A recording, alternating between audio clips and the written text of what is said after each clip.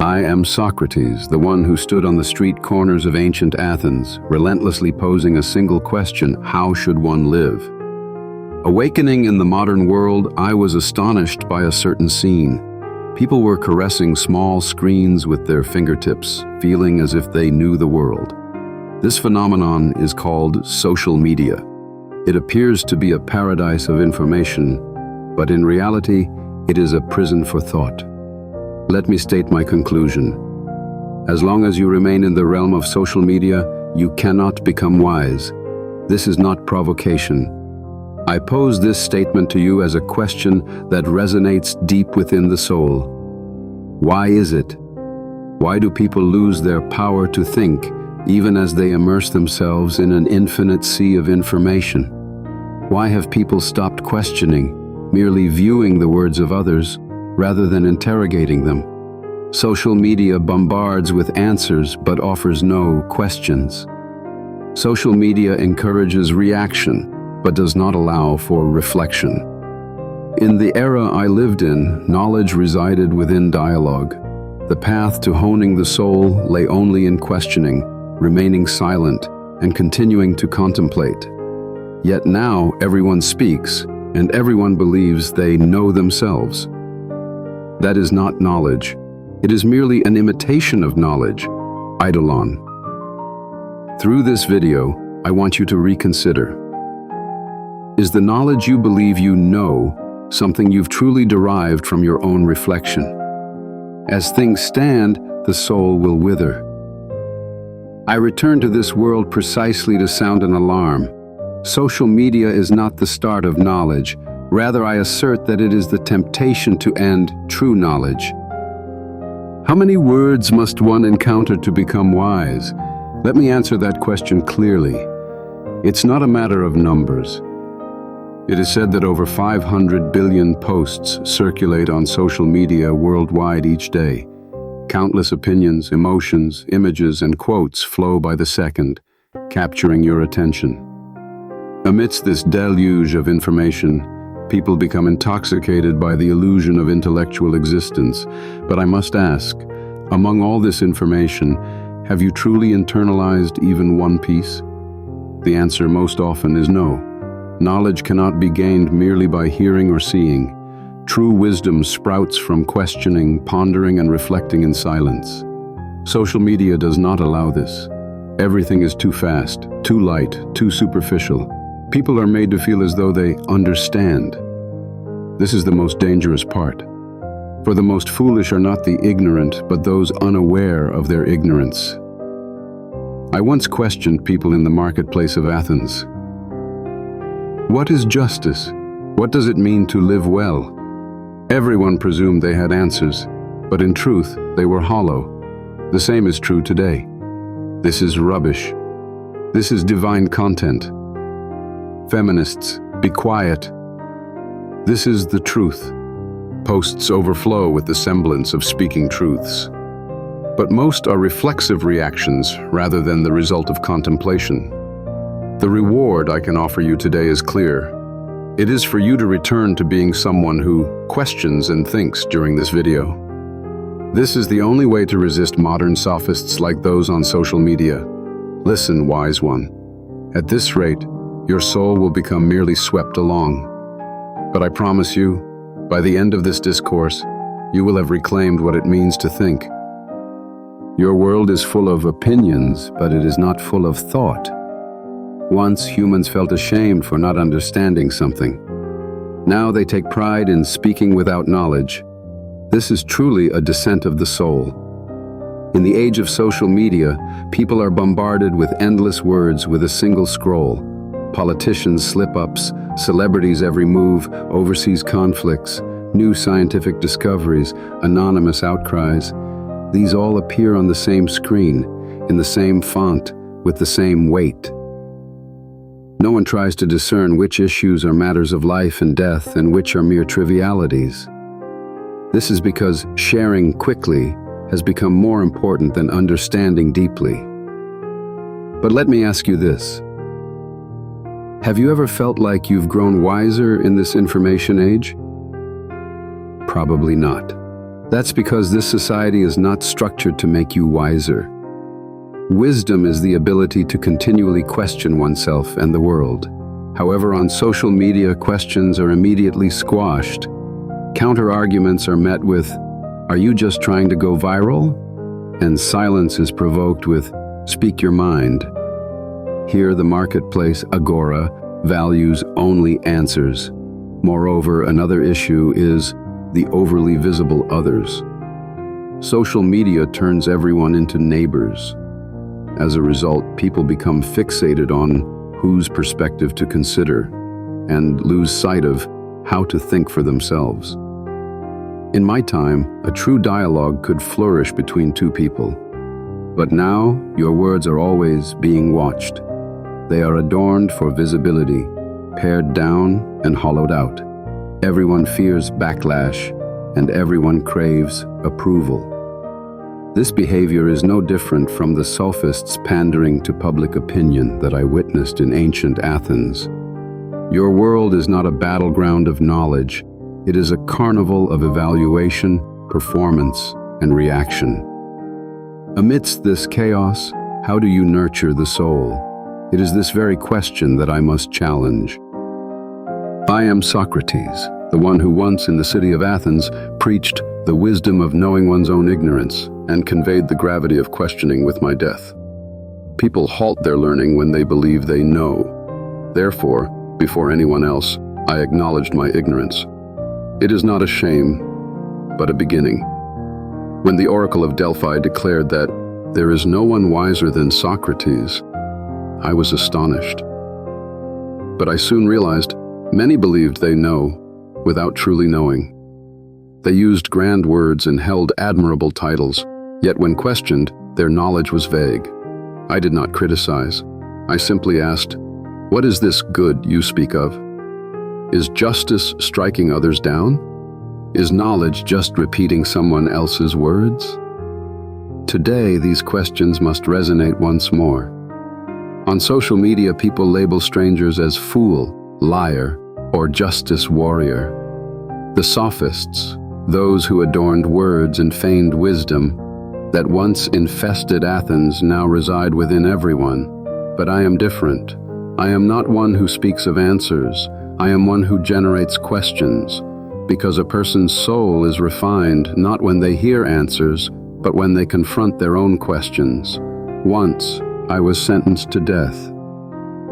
The charge was corrupting the youth. But those truly corrupted were those who believed without questioning. I did not refuse the cup of poison, for I chose living well over merely living. And living well means nurturing the soul, which is to keep thinking. Thus, reborn in the modern age, I want to ask once again, do the posts you see every day question your soul? Do the words you use to judge others illuminate your ignorance? What social media gives you is the appearance of thinking, but I shall offer you the discipline of the soul. A philosopher is not as someone left behind by the times. Rather, they are someone who continues to keep the flame lit in the depths of the era. The ideas I preached about knowing one's ignorance and the care of the soul are no longer just eloquent phrases or textbook entries. They are imperative survival strategies in this age of information overload. Look around. The most circulated posts on social media aren't deep insights. They're short, provocative, and encourage anger or approval. People judge and share content based on whether it aligns with their side or not, without consideration or dialogue. It's about performing righteousness and condemning foolishness. Sadly, many can't resist this flow and end up participating, digging up someone's past statements, piling on insults and shouting, "This is unacceptable." But is that truly good? Or is it just an action to reassure oneself of being on the right side? At such times, I pause and ask, has your soul grown wiser with those words? True knowledge grows in silence, and it is not used to judge others, but to reflect and refine oneself. Social media encourages instant reactions and judgments.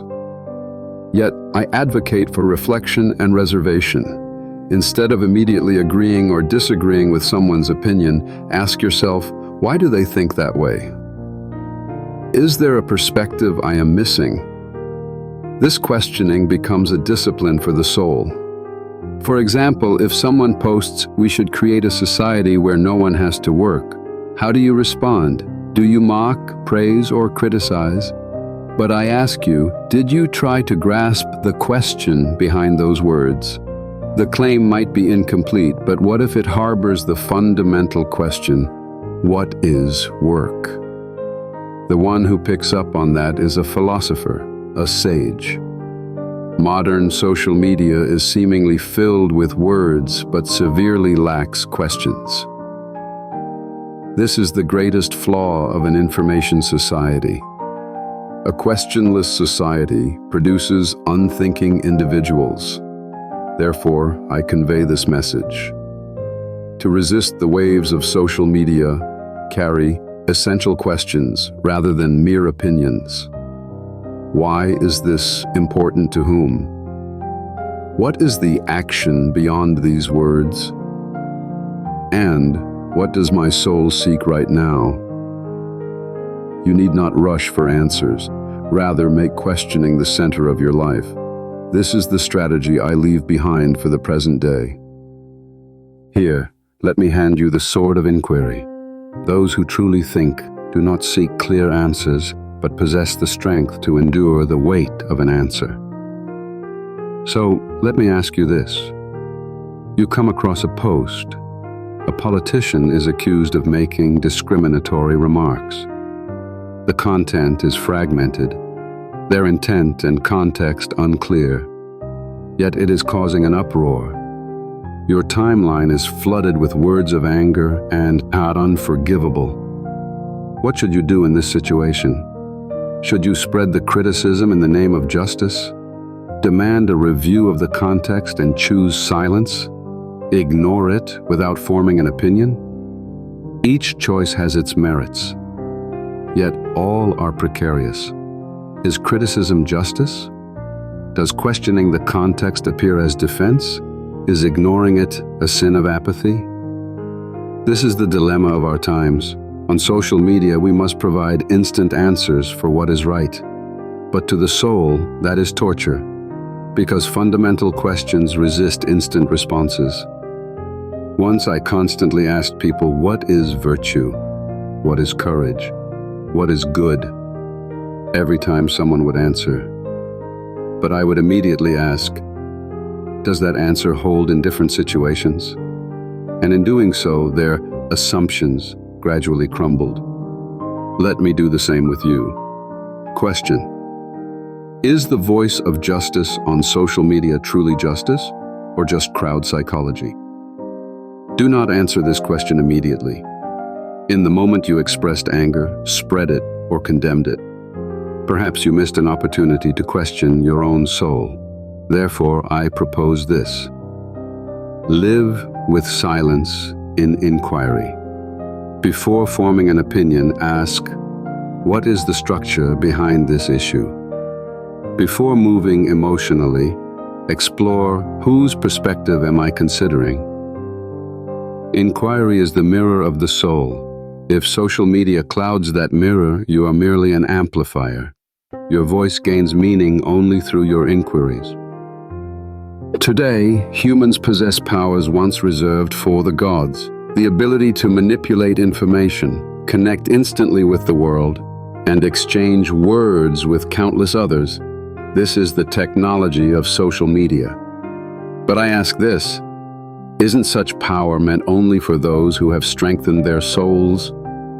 Modern technology seems to have expanded our knowledge, yet, in reality, it has altered the format of thought. Speed, brevity, and likability.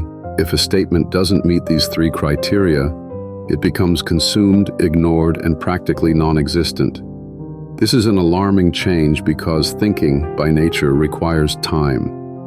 AI constructs sentences with precision, trends predict human emotions, and algorithms know what you like before you do. However, they can never teach you how you should live. Here lies the boundary between technology and philosophy. Are we, in exchange for convenience, surrendering our capacity to think and responsibility to make judgments? The future of social media will likely evolve further. An era where we post via brainwaves or visualize emotions is becoming a reality. However, the soul has yet to catch up with technology. Technology without philosophy, like a blade, can harm those who wield it. So, what should we do? To this question, I would answer, question your purpose before you use it. When you're about to post something, ask yourself, who is this for? What am I trying to change? Expressions sent out with ambiguous intent are mere noise. When holding the blade of social media, carry the sheath of ethics. As technology accelerates, philosophy becomes increasingly necessary. If I were to return to the modern world, this is what I would insist on. In a world where speaking without thinking has become the norm, only those who continue to think will hold the fire that lights the future. Above all, I cherished silence. There is a voice that can only be heard when people cease to speak. It's not the noise from the outside world, but the resonance of the inner soul. In today's world, silence is shunned. Silence is deemed a void, feared as a gap that must be filled instantly. But I know that truth resides between words. On the streets of Athens, I've spent countless hours simply listening to others in silence, occasionally posing a single brief question that leads them to recognize their own contradictions. Silence is not merely the absence of words. It is a space granted for the soul to confront itself. Many times, after exhausting nights on social media, you've closed the screen and taken a deep breath. At that moment, a vague sense of anxiety or emptiness has settled in your chest. That is the warning of silence. Deep down, you always had questions within you. Why did I share that? Why did I feel the need to agree with them? Amidst all this noise, who am I? Yet those who cannot endure such questioning return to their screens. A different post to avoid thinking, a funny video, tales of others' failures. It's merely a way to escape the soul's silence. I hope you try just once to close off all those voices and immerse yourself in silence. Then you will realize that true questions are not given by others. They arise quietly from within you. And it is these questions that guide you. Not justice or empathy, but merely the power of the soul to strive towards goodness. This is what illuminates your path.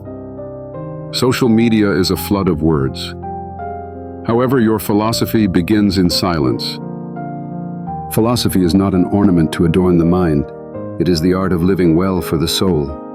In this noisy modern age, simply absorbing information is not enough. To maintain and nurture our inner selves, we must imbue our daily habits with wisdom. So, from me to you, I offer the art of living with questions and silence as your companions. This is also a practice to keep from losing yourself while walking with your inner voice amidst the modern agora of social media. Art 1. Reflect, do not react. When encountering a post that provokes anger or discomfort, don't respond immediately. First, ask yourself, why am I disturbed by these words? Silence is the nourishment for thought and the etiquette of the soul. Art 2. Record your questions. Every day, write down one question for yourself. What am I expecting from these words? For whom is the good I believe in intended? Questions are the doors to thought, and they only sprout in silence. Art 3. Seek meaning, not approval. When sharing something, seek your own sincerity rather than others' approval. Will these words nurture my soul? A like is not applause, but temptation. Art 4. take time to walk with silence. Once a day, step away from information. Close the screen, walk in the streets, look up at the sky, and spend time without speaking. In that silence, you will finally be able to converse with yourself. Art 5. Choose those with whom you converse.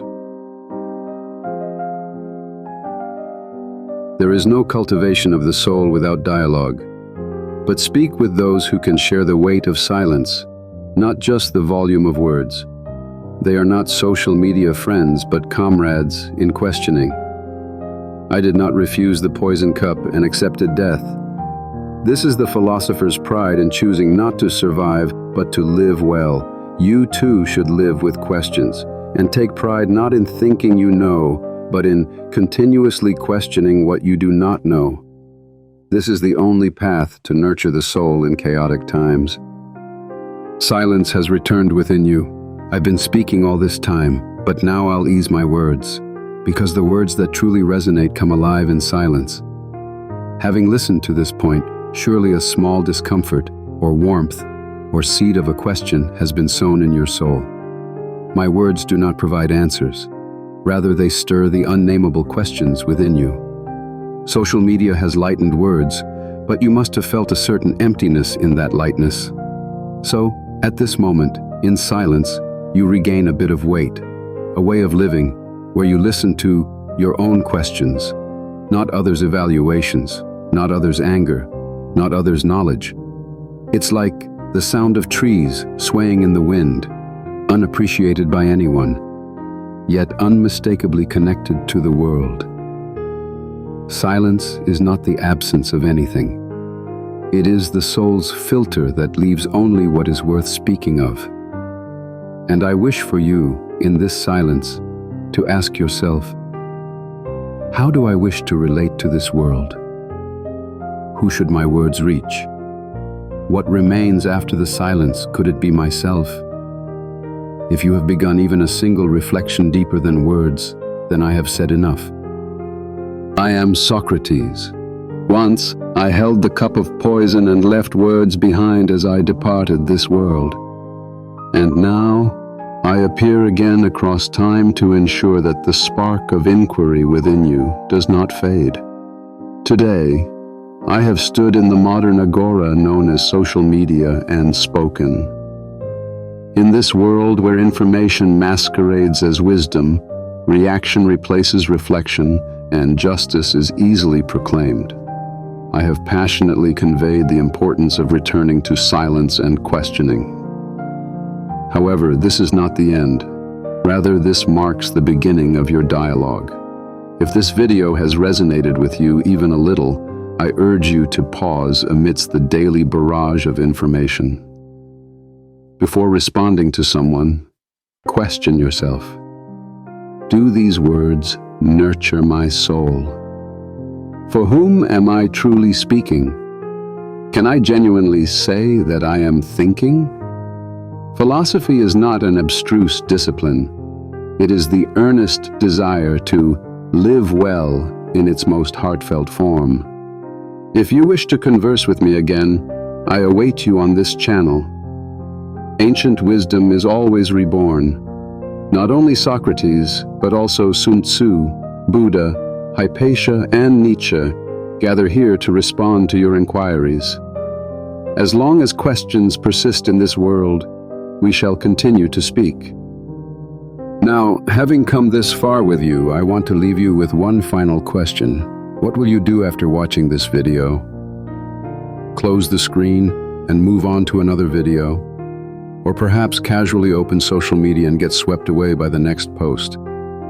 That, too, is one way to live. But I hope, even if it's just one simple question, that a question arises within you. People often mistake having an opinion for intelligence, but I don't think so. True wisdom is the ability to remain silent before forming an opinion. The world is saturated with opinions, information, and immediate judgments. It's as if everyone is desperate to provide answers, but what we truly need might be the courage to keep questioning.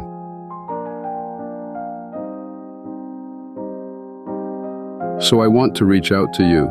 Please leave your own question in the comment section. Not agreements or disagreements, not provocations and not answers, just the questions that have arisen within you. For example, is it really possible to let go of social media? Can expressing and thinking coexist? Why do I consume information daily? How does the concept of knowing ignorance affect my life? Questions create a chain reaction. Your question might inspire someone else's question, leading to new thoughts. That is the dialogue between souls Socrates aimed for. The comment section is the modern agora, public square.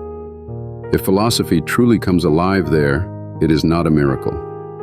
It is evidence that you are a philosophizing person. This series will continue. In the future, a different voice from another era will speak to you. But I believe that the question nurtured within you will connect across time and space with all wisdom. The narration ends, but the dialogue begins now. Until we meet again as fellow questioners, I am here listening to your inquiry.